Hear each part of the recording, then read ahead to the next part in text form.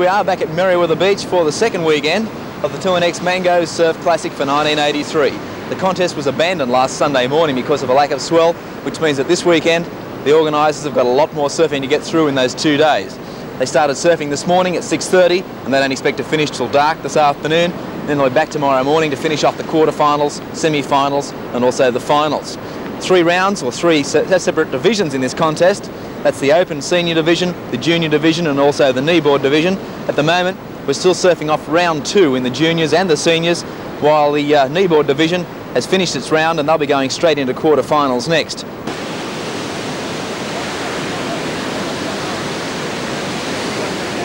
We'll be back with more surfing action for you shortly. Back to you, Mike.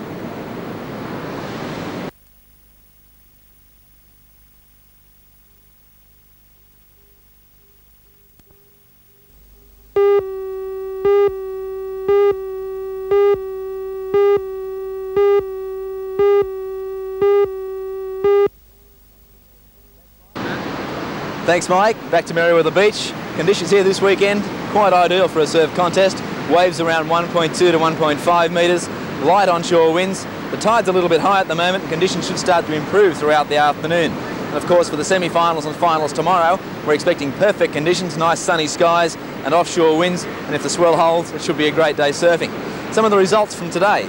In the seniors, a local man from Merewether, Mick Adam, was first in the Heat 1 of the round 2 in the seniors. Second, Greg Ancliffe. Third, Dennis Bridges. Heat 2, round 2 seniors. First, Mark Imes from Avoca. Second, Roger Clements from Merewether. And third, Gary Green from Cronulla. Heat 3, round 2 seniors. First, Paul Green from the entrance. Second, Bryce Ellis, former junior world champion from Avoca. And third, Jeff Rose, and he's from Leggy Point. As far as the juniors have been concerned, Heat 1 of round 2 for the juniors. First, Damien Hardman. He's from Narrabeen in Sydney. Second, Scott Bell from Queenscliff. And third, Adam Parra from Merewether. The locals are holding up their own here. Heat 2, round 2 of the juniors. First, Adam Faunce from North Avoca. Second, Richard Maurer from Cronulla. And third, Mick Ramels from Avoca. And the junior heats are continuing throughout the afternoon as well. Looks like being a great afternoon of surfing. Back with more results for you later on, Mike.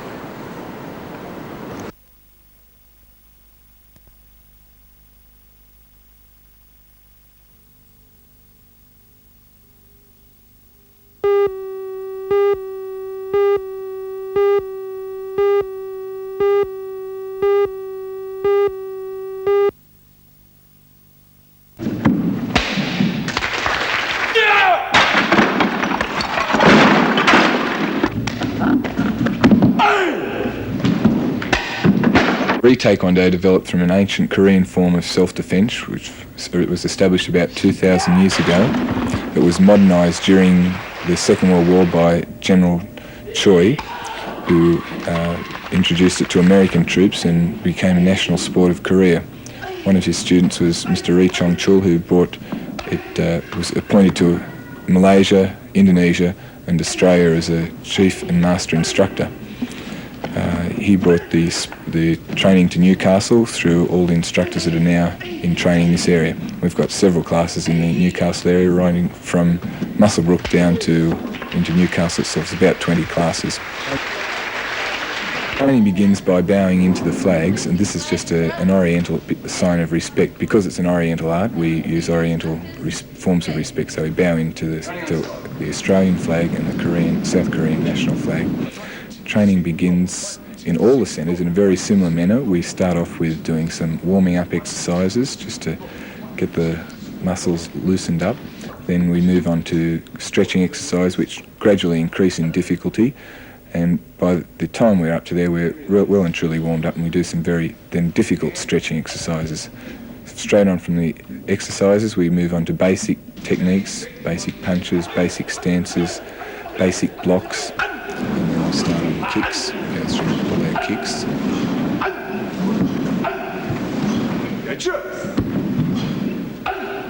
And then we start on the kicks. We go through all our kicks. A lot of people ask the question, how does Taekwondo differ from karate? Well, all the martial arts have a similar origin. In karate techniques more emphasise hand techniques. Taekwondo emphasise leg techniques. The idea being that legs are stronger and so you'll have more force in the techniques that you're doing.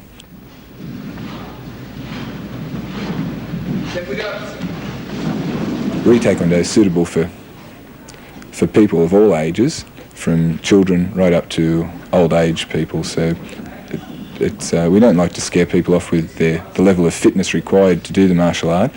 They can be quite unfit to start with, and we have a step-by-step process where they do exercises that they're capable of doing, and we build on that. So it's a gradual building up of fitness and strength.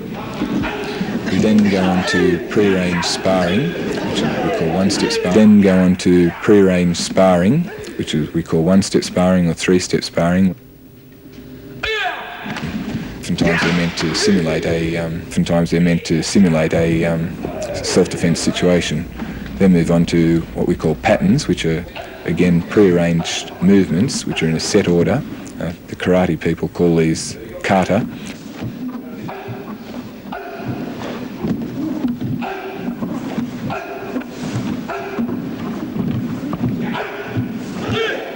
Sparring is non-contact sparring, or we advertise as non-contact sparring, because we believe that with so many people being involved in our groups, that we want to prevent any injuries.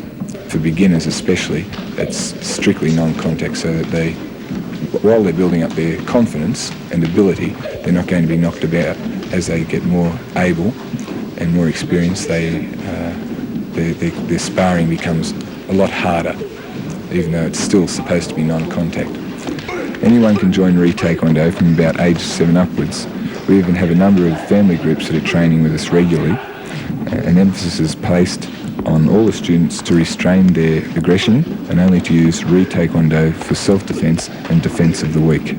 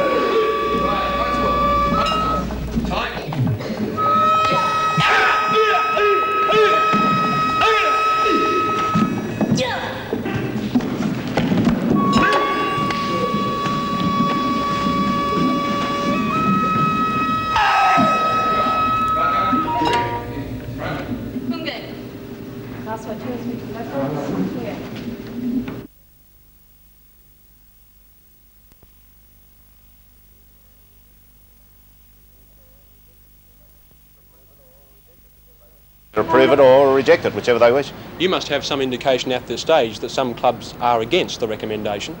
There's little doubt the local crowds love the big time. Attendances at 3 of this year's big matches, including the early season Newcastle Parramatta Challenge, the crowds exceeded 15,000.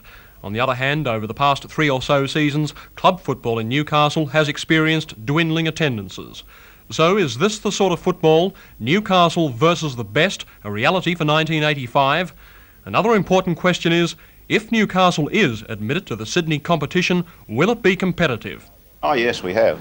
We do know that 1 or perhaps 2 of the Coalfields clubs are strongly opposed to it. As far as the Newcastle district clubs are concerned, I believe there are possibly 1 or 2 opposed to it there. I generally believe we believe the majority of the clubs will approve it, but then again they have to give it.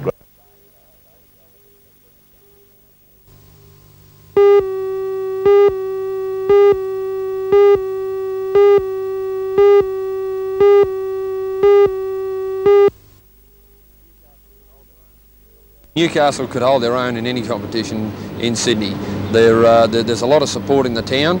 I'm surprised that the move hasn't taken place as yet. I just don't know what seems to be going on in the town. Every year I come home, I hear this body won't allow it to go in and this and that. But the many years they're holding off, you're losing all the good players to other Sydney clubs, and there's some terrific juniors in Newcastle at the moment, and the sooner they make the move, the better. It's been said all the young players like yourself, Neil Baker, Mick Pittman's now back to Curry. There's plenty of players down there, Ziggy Niscott, would all come back. But those that don't support the move say rubbish. Would they come back? Oh, of course they would, Lee. I know myself, you know, like I'm only 22 years of age. I'm very happy with my form in Sydney so far. I know that there is improvement within me, and I just love to come back and play Newcastle Rugby League in Newcastle in the Sydney competition. And of course, I'd come back at the age of 23, and I know most of the other players down there would as well. Certainly. What have you learned since you've been down there, Ian? Well, I've learned a lot more dedication towards the game. I know that the consistency required in the game, with which I've got to really put an effort into achieving next year. And I've learned, like I said, a lot more discipline, not only the training, but your attitude towards the game. And I'd love to bring what I've learned back to Newcastle. I'm not critical of Manly, but many people have said Manly is the reason maybe Wests have folded. You're going to Manly. Gee, there's a lot of footballers over there. How do you get a game? Well, there is a lot, but I wouldn't be going there if I didn't think I could play first grade. I had other offers from other Sydney clubs, very similar to those of Manly, so it wasn't specifically the money involved. I know they're a strong club and I want to go to a strong club. I want to better my football, which I know I can do under Bob Fulton, and I know I can play first grade, so I've just got to put the effort in now and achieve what I want to. Bob Fulton's highly regarded as a player, one of the best I've seen. As a coach, he's never quite been anything but the bridesmaid. Gibbo's out of it now. Does that make Fulton more of a chance of winning it with the side? Well, I thought he's been a chance all along. It's just unfortunate that things haven't gone along for him. I must say that I don't think it comes back as much to Bob Fulton. I think, especially in this grand final, as most people would agree, that it was the players that let Bob Fulton down, not Bob Fulton himself. So I think Bob's always a chance of winning the grand final with the side, and it's just a matter of once he gets there. You know, I've heard some criticism about not eventually winning a grand final, but he'll get there, and when he does, it won't be in a series of one. He'll win quite a few. How is Jack Gibson viewed by the players in Sydney?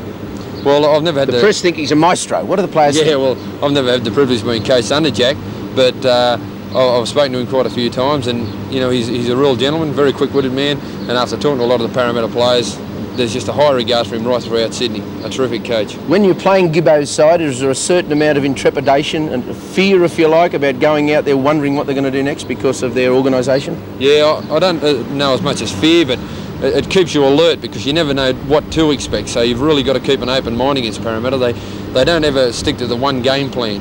So it's very hard to play against them, but it's a great privilege to be playing against such a good side as they are. Can we wish you all the best at Manly? And I hope one day we see local boy Ian Barclay in the cinnamon and green of Newcastle. Well, I'd love to, Lou, and you never know, Cole might give me a job back here at CJ's permanent then.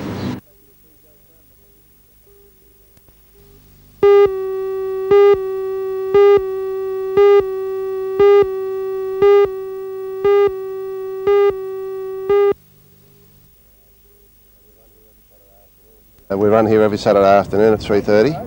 It's a pretty safe course, as you can see. There's no cars, and we race about 20 kilometres. How many people do you get over here, Jim? Well, normally, Lee, we get about 30 starters. We used to run Sunday morning through the winter, and now we're running a Saturday afternoon. And the age restrictions are what? Well, you've got to be 35, you know, and you can race. Just make it? Yeah, just a minute. And then you're racing in a handicap situation? Well, no, I'm not worried about my age. I'm 53, Lee. Right. There's a lot of boys 30, 35 that race here, but we have groups, you know, we have a handicap race occasionally, so we're actually looking for riders. Yeah.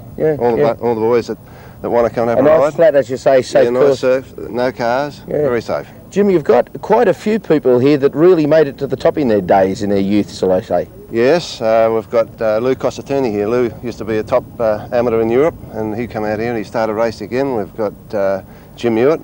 We've got the Irish champ. The Irish champ, yeah, we've got him. We've got Boyer Stevens. A lot of the boys that are riding in the triathlons, they've all got into cycling. Yes. And we've got the Boyer Stevens and run first in that one at Toronto here just recently, and Jones was second. They were all members of this club. Sure. Don't be so modest. You did pretty well a few years ago. What was your best performance? Well, I was state champion, Lee, and I represented Australia, New South Wales quite a few times in Australian titles. I was second in Australian title. That was when I was a kid, I used to go to Mitchell Park watch you ride. Jimmy Sandford, didn't I?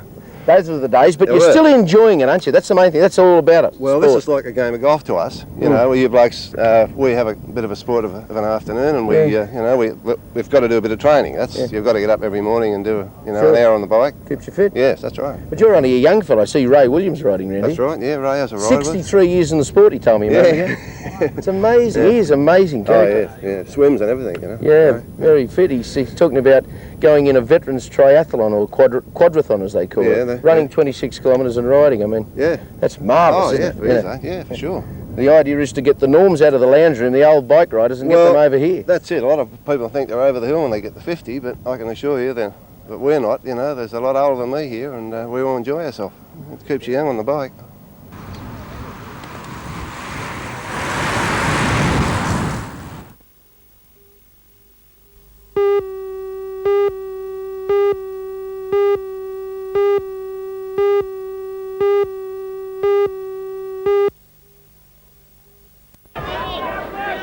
North's record going into the game with 2 wins and 1 loss. Their last win, of course, against South Newcastle in the last round. Oh, there's a great run by McKinnon out to the winger Mark Wright, and he's over for North's 3rd try.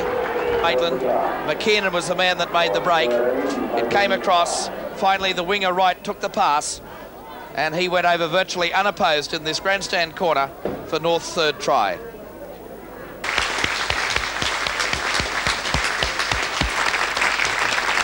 Congratulations, Johnny. Well done, mate.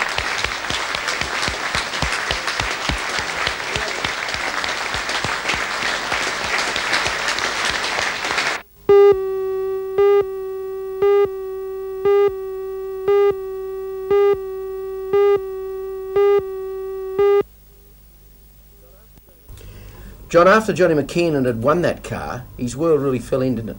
Yeah, we never had much luck after that, Lee, and subsequently now he's very ill, and he may never get back to full recovery. And he needs the help of all his mates. Well, that's right. Yeah, we're endeavouring to do a few things and try and make life a little bit happier for him and his parents. And I was only just down there today, as a matter of fact, and they did tell me he's going home tomorrow. That's how long in hospital now? Since Anzac Day weekend. So heaven's sake, long while. That's quite a while, yeah. And he's conscious but not able to communicate with people. He can't communicate. He hasn't eaten a solid meal since the accident, and he needs constant care. And his family will provide that. Sure. I know he's got a marvellous family, but we need some money to assist the family in looking after him. Well, we'd like to think that the sporting community and the community in general will be able to assist and just to make things a little bit more comfortable, and just get a few things together, because there's quite a deal of expense incurred in facilities that is required at home. As a matter of fact, the first thing he needs is what they call a table lift type of thing, and it's $2,500 just for that, and that's only the start. So that's only the start of it. There's there's quite a lengthy list of medical equipment required. Yeah, John, where do people get involved with this?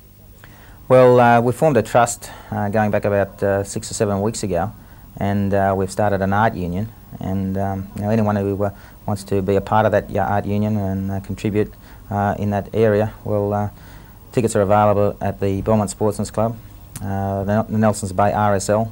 All the football clubs in the area, all the rugby league clubs in the area will be asked to assist by distributing tickets, and we'll just generally around the town, I think you'll find that most the rugby league footballers themselves will be assisting in the sale of the tickets. But in the Belmont area, the North Newcastle area where he did play before, the other rugby league clubs around the town, and the Nelsons Bay area via the Nelsons Bay RSL will all be endeavouring to assist and reach a target. Of a nice young fellow hurt in the prime of his football career.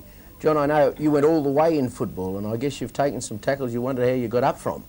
But one of these days, some unfortunate chap like Johnny McKinnon doesn't really get up from them. Well, it makes me feel very grateful, Lee, because I went through with the minimum of injuries, I guess, and he's a guy with a future in front of him, the whole world in front of him, unable to even live life to the fullest. Exactly. A man with a big heart that needs a bit of help right now. Well, he's got a big heart, and he's shown that even by you know, getting to the stage he's at right at the moment, because you know, he's had a hard struggle to get to this point into going home, and he was always a fighter off the field, and he's certainly showing it. Well, he's always a fighter on the field, but he's showing it certainly now.